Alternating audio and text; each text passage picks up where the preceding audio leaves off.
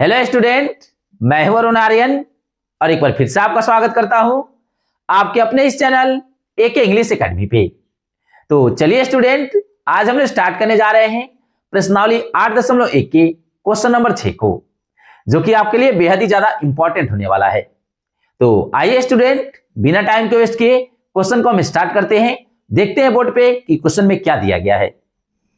Question number 6 में कहा जा रहा है, यदि कोण ए और कोण बी न्यून कोण हो, जहां cos A बराबर cos B, तो दिखाइए कि कोण A बराबर कोण B। बच्चों, जब मैंने क्वेश्चन पढ़ा तो ये आपके पल्ले नहीं पड़ा कि मैंने क्या पढ़ दिया, इसलिए हम आपको तोड़ तोड़ कर समझाते हैं कि क्वेश्चन क्या कह रहा था। देखिए, सबसे पहले हम यहां तक समझते हैं कि क्या कह रहा है।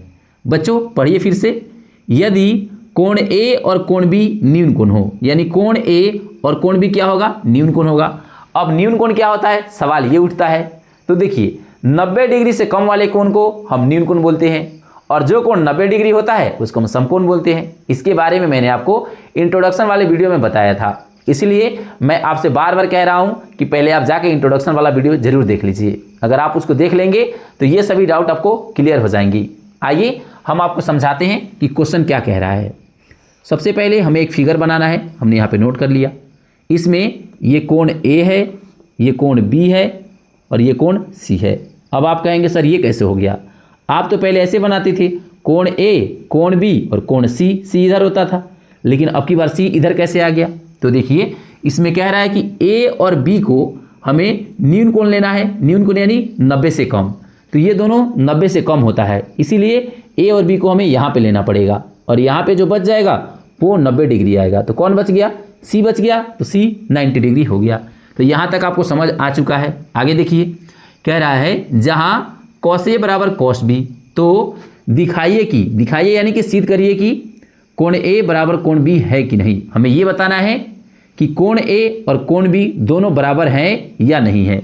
हमें इसको बराबर सिद्ध करके बताना है। दिखाना का मतलब क्या होता है? बताना या फिर सिद्ध करना। तो आइए सिद्ध करते हैं। सबसे पहले लिखेंगे सॉल्व। देखिए बच्चों, मैं आपसे बार बार कह रहा हूं, आपको जो दिया गया है सबसे पहले उसको नोट करिए। यहाँ लिखेंगे दिया है। क्या दिया है? तो देखिए यहां दिया है cos A बराबर cos B, जहां ये भी तो दिया गया है। यहां देखिए, जहां कोण A और कोण B न्यून कोण है, जहां कोण A और कोण B न्यून कोण है। ठीक है, ये हमने नोट कर लिया जो हमें दिया गया था। अब सिद्ध क्या करना है? यहां लिखेंगे सिद्ध करना है।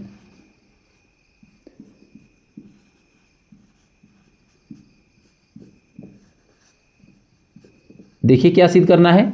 हमें ये सिद्ध करना है कोण A बराबर कोण B। या नोट करेंगे कोण A बराबर कोण B हमें सिद्ध करना है। अब आइए इसको सिद्ध कैसे करेंगे, ध्यान से देखिए। मैं आपको प्रत्येक क्वेश्चन में बताते आ रहा हूं कि जो आपको दिया जाता है उसी के सहारे क्वेश्चन को हम सॉल्व करते हैं। तो देखिए यहाँ पे क्या दिया गया है, तो यहाँ पे दिया गया है cos A बराबर cos B, तो इसी के सहारे हम क्वेश्चन को सॉल्व कर लेते हैं। लिखेंगे इसलिए cos A बराबर cos B। चलिए बताइए cos का सूत्र क्या होता है? तो आप कहेंगे सर B बटा H, और साइन का क्या होता था? P बटा H, लेकिन यहाँ पे हमें सिर्फ cos से लेना देना है और इसका भी क्या हो जाएगा? B बटा H।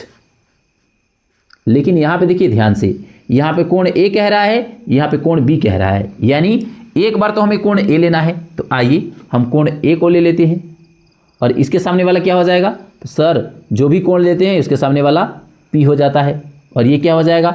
ये 90 डिग्री के सामने है तो ये H हो जाएगा। ये P है, ये H है, तो जो बच जाएगा वो क्या हो जाएगा? तो सर B हो जाएगा। ये तो हमने ले लिया कोण A। अब यहाँ पे कहा जा रहा है कोण B लीजिए, तो एक और हमें त्रिभुज बनाना पड़ेगा। आइए एक और त्रिभुज ड्रॉ करते हैं। ये हो जाएगा A, ये हो जाएगा C और ये हो जाएगा B। यहाँ पे है 90 डिग्री, और 90 डिग्री के सामने वाला क्या होता है? सर ये जिंदगी भर हमेशा के लिए एच होगा। अब बताइए हमें कौन सा लेना है, कोण बी लेना है, तो बी के सामने वाला क्या हो जाएगा, तो सर जो भी कोण लेना रहता है उसके सामने वाला पी हो जाता है और जो बच गया वो बी हो जाएगा। अब बच्चों यहाँ पे मान बारी बारी से रखिए, आपका आंसर आ जाएगा। यहाँ देखिए बताइए हमें कॉस ए यानी कि जो कोण हमने ए लिया था ना उस वाले त्रिभुज में देखिए, तो यहाँ पे हमने कोण ए लिया था तो इस वाले त्रिभुज में देखिए, इसमें पूछ रहा है आपसे बी का मान कहाँ है, तो आप कहेंगे सर बी का मान तो दिया ही नहीं है, ना तो पी का मान दिया है और ना ही एच का मान दिया है। अब आप तो झंझट में फंस जाएंगे कि सर यहाँ पे कोई भी मान नहीं दिया गया है तो हम कैसे बनाएंगे। तो बच्चों जहाँ पे किसी का भी मान नहीं दिया गया होता है वो और भी आसान होता है। कैसे होता है आइए आपको हम समझाते हैं। देखिए यहाँ बी का मान नहीं दिया गया है तो यहाँ से लेकर यहाँ तक ये जो आपको दिखाई दे रहा है यहाँ से लेकर यहाँ तक ये वाला भुजा हो जाएगा बी का मान। उसी प्रकार पी का मान कौन हो जाएगा, तो ये पूरा भुजा बी से लेकर सी तक ये पी का मान हो जाएगा। एच का मान कौन सा हो जाएगा, ए से लेकर बी तक एच का मान हो जाएगा। तो मान रखिए बी का, तो बी का मान कौन हो जाएगा, ए से लेकर सी तक, तो हम यहाँ लिख देंगे ए सी और बटे एच का मान, सर एच का मान ए बी है तो हम यहाँ नोट करेंगे ए बी। फिर बच्चों अब देखिए कॉस बी यानी कि जहाँ पे हमने एंगल बी लिया था अब उस वाले त्रिभुज में देखिए इसमें देखना है। बताइए इसमें बी का मान कौन सा है, तो आप कहेंगे सर बी से लेकर सी तक, तो यहाँ नोट कर दीजिए बी से लेकर सी तक बटा एच कौन सा है, तो सर ए बी है तो हम यहाँ पे ए बी को नोट कर देंगे। बच्चों देखिए ये है भाग, इसको क्या बोलते हैं भाग, तो जब ये नीचे वाला इधर जाएगा तो गुणा में चला जाएगा, तो आइए हम उधर भेज लेते हैं। तो यहाँ हो जाएगा ए सी बराबर बी सी बटा ए बी। देखिए ये भी उसी तरह है और ये बाकी का इसी तरह मैंने उतार दिया, लेकिन यहाँ पे ये भाग में है तो इधर जाएगा तो गुणा में चला जाएगा, ये नीचे वाला ए बी इधर आ जाएगा गुणा में। तो बताइए ये दोनों बराबर हैं तो ए बी से ए बी खत्म हो जाएगा, बराबर है तो कट गया क्योंकि गुणा में है तो कट जाता है। अब बताइए यहाँ पे क्या हो जाएगा, तो आप कहेंगे सर यहाँ देखिए ए सी बराबर हो गया बी सी के, ये दोनों कट गया तो ये बच गया ए सी बराबर बी सी के, यानी ए सी और बी सी दोनों बराबर हो गए। देखिए ये वाला था ए सी और ये वाला था बी सी, ये दोनों बराबर हो गए। अब देखिए जब दो भुजा बराबर हो जाता है तो उसके सामने वाला कोण भी बराबर हो जाता है, यानी समान भुजाओं के सामने वाला कोण बराबर हो जाता है। कैसे बच्चों, देखिए ये दोनों भुजा बराबर है ना, तो इसके सामने वाला कोण ए और इसके सामने वाला कोण बी, ये दोनों बराबर हो जाएंगे। तो यहाँ नोट करेंगे, यहाँ हम लिखेंगे कोण, इसलिए कोण ए बराबर कोण बी। ये कैसे हो गया, क्योंकि ए सी और बी सी, देखिए ए सी और बी सी ये दोनों भुजा बराबर है, तो जब दो भुजा बराबर होता है तो इस भुजा के सामने वाला कोण बी और इस भुजा के सामने वाला कोण ए, ये दोनों बराबर हो जाते हैं। तो कौन है, ए और बी दोनों बराबर हो गए। तो हमने लिख दिया कोण ए और कोण बी दोनों बराबर हैं। लेकिन कैसे बराबर हैं, तो रीजन यहाँ पे देना पड़ेगा। तो यहाँ लिखेंगे दो बराबर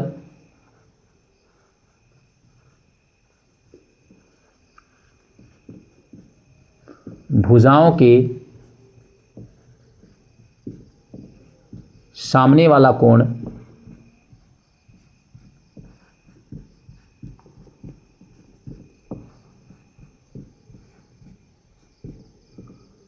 बराबर होता है।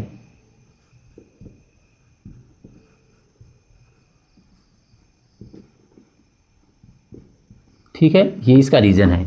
क्या है रीजन, दो बराबर भुजाओं के सामने वाला कोण बराबर होता है। ये दो बराबर भुजा था, इसके सामने वाला कोण बराबर हो गया। ये रीजन लिखना बहुत ही ज़्यादा जरूरी है, अदरवाइज आपका नंबर कट सकता है। तो हमें क्या प्रूफ करना था, कोण ए बराबर कोण बी, तो हमने कोण ए और कोण बी को बराबर प्रूफ कर दिया। हम यहाँ पर लिख देंगे प्रूव्ड, यानी कि ये मेरा साबित हो गया, हमने इसको प्रूव कर दिया जो कि मुझे करना था। तो बच्चों आपको कहाँ पे ध्यान देना है, आपको केवल कोण ए और कोण बी पे ध्यान देना है और ये बना लेना है। और सबसे ज़्यादा जरूरी है कि आप यहाँ पे ध्यान दें, कोण ए और कोण बी निम्न कोण है, इस बात को आप जरूर याद रखें, अदरवाइज आपका क्वेश्चन गलत होने का चांसेस बहुत ज़्यादा हो जाता है। आइए बच्चों अब देखते हैं आगे क्वेश्चन नंबर 7 में क्या कहा जा रहा है।